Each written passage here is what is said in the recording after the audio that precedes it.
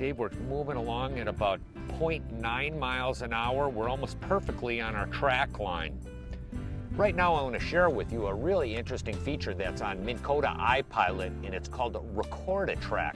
Right now we're deep water walleye fishing, but this Record a Track feature could be really applied to a wide variety of different fishing situations that you face out on the water.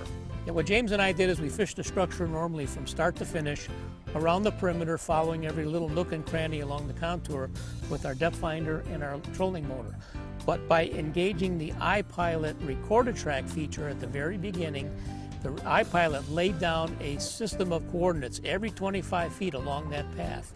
And so it stored that in the memory. When we got to the end, we shut it off, and all we have to do is hit track back to start, and the boat will automatically turn, and the iPilot and the Tarova will follow that track back for us exactly. We just have to sit back and fish and let the motor do the work for us. You can see we have a little bit of wind here, but what's really interesting, the iPilot and this Record a Track feature, what I'm doing is slightly adjusting our speed based on the wind conditions as we're moving around the bar. But it's really nice in the fact that how accurately it follows that contour. When you look at the map, you can see how I'm really zoomed in here, but when I zoom back out, you can see how accurately we've been following our Record a Track line that we initially laid down. And then when we get to the end of the track, the iPilot will automatically shut the motor off. And it's not going to take us any farther. Right now we're getting back to our starting position, and when it gets back to the start, all we have to do is hit track to end, and the boat will spin back around again and follow the path all the way back. Setting up a track is actually much simpler than it sounds. We're going to establish a start and a finish to our track around the contour.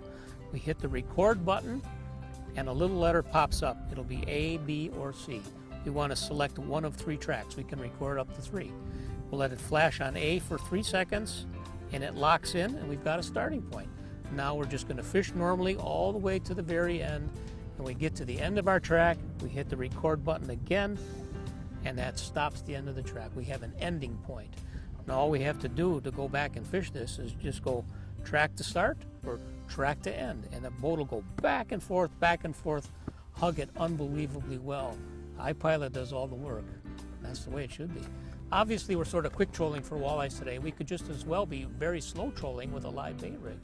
We could go out in open water and set down a course and troll crankbaits for stripers. We could come in on the contour here and long line troll crankbaits for big northern pike. The trolling applications are what people tend to see, but we could just as well follow the deep weed edge and cast up inside for largemouth bass using a variety of lures. So you've got both trolling and casting applications with the iPilot Record a Track. It really is amazing. It will do the boat control for you once you lay down the initial track. Minnkota's iPilot Record a Track. It's like having your own personal fishing guide to run the boat for you.